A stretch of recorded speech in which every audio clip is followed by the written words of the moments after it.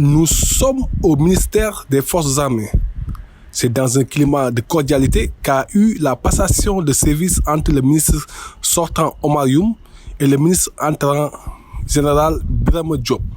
Les deux hommes se sont entretenus avant de s'adresser à la presse. Je voudrais saisir l'occasion pour rendre grâce à Dieu qui nous a permis d'être à la tête de ce ministère stratégique important et d'avoir joué notre partition dans la construction de notre politique de défense et de sécurité. Je voudrais également saisir l'occasion pour remercier le président Macky Sall pour la confiance plusieurs fois renouvelée, m'ayant permis de servir à plusieurs niveaux de l'État et donc d'apporter ma contribution à la construction de notre belle nation. Bien entendu, je saisis l'occasion pour remercier mes collaborateurs, les conseillers du ministère qui nous ont accompagnés, qui l'ont fait avec compétence, discipline, rigueur professionnelle et dévouement. Je voudrais leur dire que de loin, j'ai respecté les hommes de tenue par simple citoyenneté. En exerçant mes fonctions ici au ministère des Forces armées, j'ai pu les admirer, tellement ils étaient compétents, sérieux, travailleurs et dévoués à la défense nationale.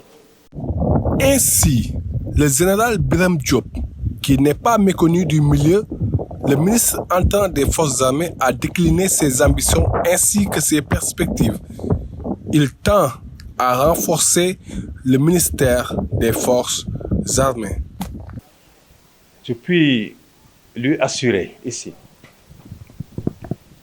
que le ministère des Forces armées fera tout l'effort nécessaire pour que toutes les composantes qui le composent travaillent en synergie, en solidarité, pour garantir une bonne performance, pour garantir une bonne efficacité, mais également pour garantir une bonne efficience dans l'exécution de la mission constitutionnelle qui est confiée à ce ministère.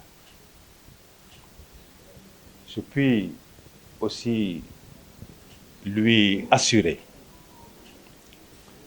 qu'en dehors de ce ministère, nous ferons tous les efforts nécessaires pour que les composantes des forces armées, aux côtés des autres composantes des forces de défense et de sécurité, travaillent de façon mutualisée pour une prise en charge globale de la sécurité de notre pays.